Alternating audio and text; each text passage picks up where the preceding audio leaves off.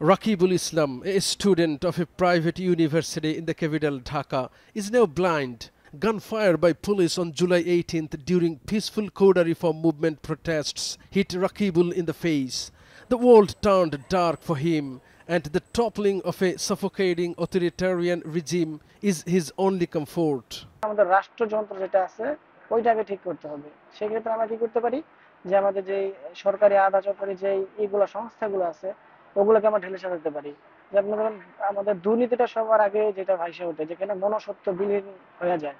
তো আমাদের চাচ্ছি যেরকমটা যে ওই ঘুষের যে ব্যাপারটা যে যার বিরুদ্ধে প্রমাণিত হবে সাথে সাথে অ্যাকশন। তখন মার মন তো খারাপ লাগবে, মা তো তো দেশ স্বাধীন হয়েছে এটা ভালো লাগে, কিন্তু আমরা যে দেশ মুক্তি পেয়েছি স্বাধীন পেয়েছি একটু আনন্দ লাগে। তো আনন্দ লাগলে তো যে মা সন্তান হারাইছে, যে মা সন্তান পাওয়া হারাইছে উনি তো ফিরে আসবে না, উনি তো কষ্ট থাকবেই। তো সরকারের কাছে একটা আবেদন, সরকার যেমন একটু দৃষ্টি থেকে আমাদেরকে তাকায়, এটাই আর কিছু না। আমার ছেলের 14 আল্লাহ ফিরে দেয়, সবার কাছে একটাই দোয়া, আমার আর কিছু না। Like Rakibul, many others who lost their eyesight to gunfire during the protests are being treated here. Awami লীগের গুন্ডারা হামলা করছে আমার বাড়িতে একদম রাস্তার পাশে, রোডের পাশে। ও হামলা করছে, ও দেখতে গিয়ে 2 চোখে গিয়ে হয়েছে, 2 চোখে গুলি করছে।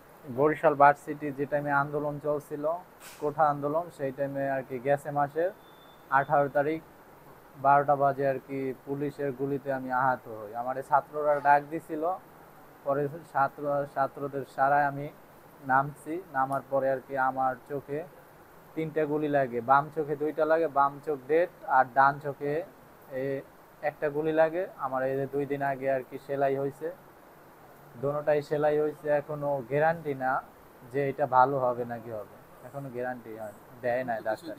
মুক্তিযুদ্ধের মতন জানি একটা ভালো লেভেলের একটা জানি ভাতা দেয়, আনালে একটা পরিবারের যে আর কি সচ্ছল আছে তাকে জানি একটা সরকারি চাকরি দেওয়া হয়।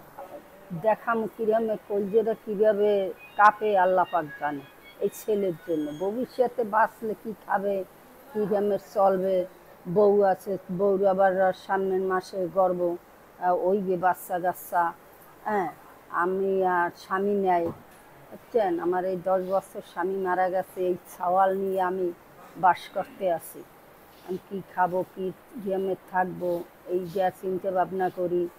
আবার পোলার কষ্ট আমার কষ্ট সমান। আমার সরকারের দ্বারা দাবি যে এই ছেলে বউ বাইচে থাকলে একটা ব্যবস্থা করিয়ে দেবে। More than 800 people, mostly students, were reportedly killed, while thousands were injured during the student movement that eventually turned into an anti-government uprising that forced Sheikh Hasina to resign and flee to India. After losing their only son, Abdullah Siddiq, a university student, this family lost all hope. His mother has only one demand: a fair trial in the quickest possible time. আমি যদি আমার যদি সম্ভব হয় শেখ হাসিনা আমার সামনে থাকলে আমি নিজের হাতে গুলি মারবো আরে। নিজের হাতে গুলি মারবো একটা ছেলেহারা মায়ের কষ্ট কি উনি কি বুঝে? সরকার আসবে, সরকার যাবে, সবাই আসবে, সবাই যাবে, শুধু আমার ছেলে সরকার এই যে যেসব ছেলে শহীদ হলো এরা আর কোনোদিন আসবে না, এরা আসবে না।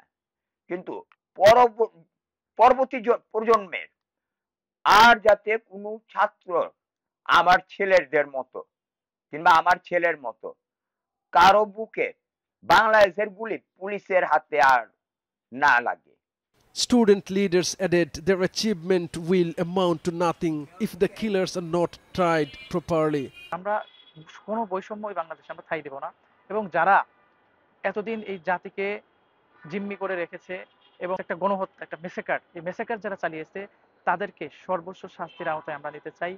Ananish suggests that at this point the head of the interim government, Muhammad Yunus's hands are tied. অবিলম্বে ডক্টর ইউনূসকে আপনি প্রেসিডেন্ট ঘোষণা করেন এবং তিনি ঘোষণা দিবেন আমাদের যে আইন আছে সে আইন চলবে, শুধুমাত্র আন্তর্জাতিক মানবাধিকারের সঙ্গে যে আইনগুলো সংঘাতপূর্ণ এটা থাকবে না। It's a source of great pride that a peaceful student movement birthed at Dhaka University turned into a historic mass movement that toppled the 15-year authoritarian rule of Sheikh Hasina. Analysts warned that failure to ensure justice through the rule of law may tarnish this great achievement and the sacrifice of thousands of people.